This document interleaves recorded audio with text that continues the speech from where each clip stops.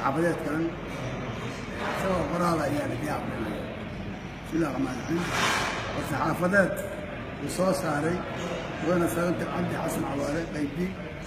oo ka soo maanta oo ay taariikhda bisha saddexdii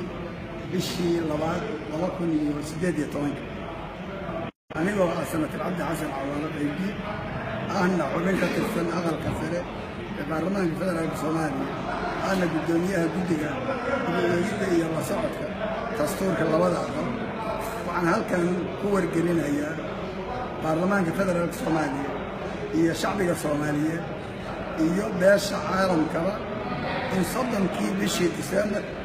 2017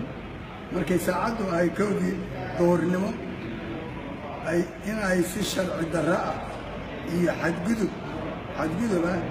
ay u soo weerareen gurigayga ciidamo laga soo amray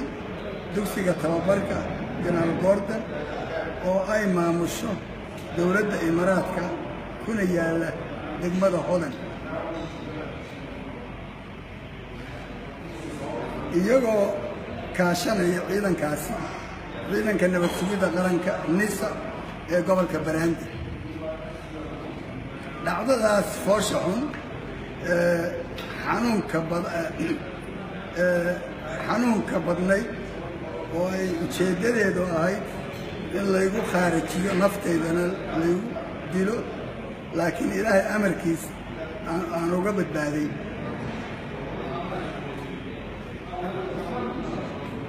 hase yeeshee waxay igu reebtay murugo xoog leh iyo argagixin loo geystay qoyskayga iyo carruurtayda waxaana dhaawac culus ka soo gaaray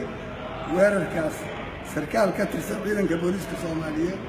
oo ka mid ah ilaaladayda laguna magacaabo Xidigle Siciid Xuseen Xuseen ilaa haddana isbitaal ku jira marka aan soo gaaray gurigaas saacad kadib dhacdadaas waxaan la kulmay shacab caraysan ama ka kacdoonsan weerarka guracan ee gurigayga lagu soo qaaday anigoo ah oday Soomaaliyeed kaashanaya waayo aragnimadayda dhowrayana xasiloonida iyo deganaanta dowladnimo haykalka siyaasadeed iyo midka xileed ee aan u hayo qaranka intaba waxaan go'aansaday in aan ka hortago qalalaasahaas saamaynta weyn ku yeelan karay bulshada magaalada Muqdisho isla markaasna fursad aan u siiyo madaxda qaranka iyo hay'adaha dowladeed ee ay qusayso baarista iyo go'aanka gaaridda cidda ka dambaysay weerarka laygu soo qaaday sidaas daraaddeed waxaan marka hore ugu mahad celinayaa madaxweynaha jamhuuriyadda federaalka Soomaaliya mudane Maxamed Cabdullaahi Farmaajo iyo ra'iisul wasaaraha mudane Xasan Cali Khayre oo si degdeg ah uga muujiyey dareen falkaas dembiyeedkaas uga muujiyey igana soo tacsiyeeyey una magacaabay guddi baara weerarkaas laguna soo qaaday aqalkayga waxaase nasiib darro ah in 33 maalmood kadib aysan ka soo bixin wax tallaabo sharci ah oo laga qaaday weerarkaas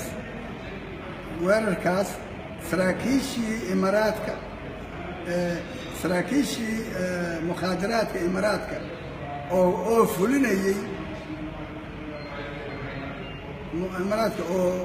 oo fulinayay gurigayga weerarka lagu qaaday ayagoo adeegsanayay ciidamada xoogga dalka Soomaaliyeed oo ay tababareen gacantana ku hayaan isla markaasna kaashanayeen ciidanka NISA ee gobolka Banaadir haddaba maadaama lagu xadgudbay karaamadaydii iyo xasaanadaydii dastuuriga ahayd welina aan dareensanahay in ay jiri karto khatar igu wajahan naftayda iyo qoyskaygaba qof kasta oo madax qaran madaxda qaranka ay qof kasta oo madaxda qarankana ay ku imaan karto ee dowladda federaalka ka mid ah xil kasta oo dowladda federaalkana xil ka saaran yahay dhowrista amniga iyo xasiloonida dhammaan shacbiga iyo muwaadiniinta Soomaaliyeed waxaan ka codsanayaa xubnaha baarlamaanka federaalka oo ka kooban labada aqalka sare iyo golaha shacabka iyo guddoonkooda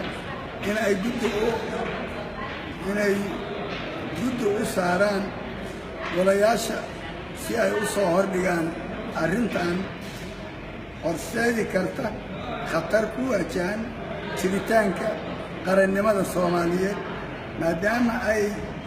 caddahay in ay jirto faragelin qaawan ee shisheeye ee keeni karta burbur iyo xasilooni darre